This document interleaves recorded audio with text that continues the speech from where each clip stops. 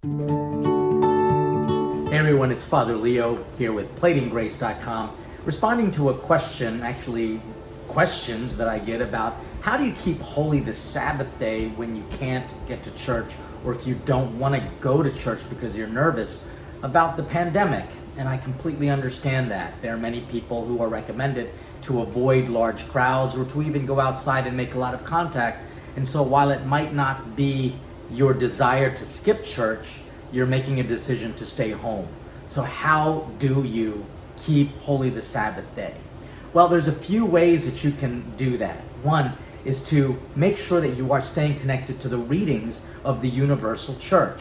Obviously, you can always watch the Mass online. Even though you're not required to, I recommend that you do something where you're actually looking at a sacred place or people who are helping you to grow closer to your faith.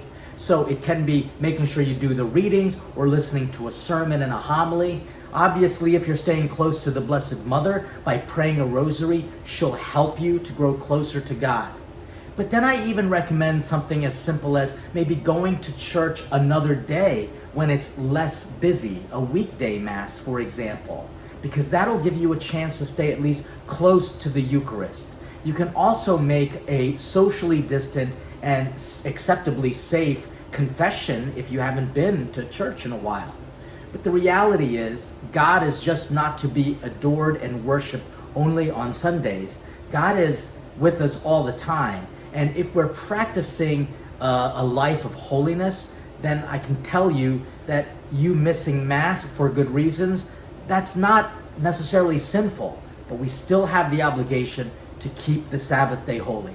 So hopefully these ideas can help you to make sure that you are taking the steps to get back into our reality, to get back into the true normal. And that's making sure that the Sabbath day is always the day of the Lord, and that we celebrate it loving God and loving God's people in a holy community. God bless you, and between now and the next time we talk, stay hungry for God.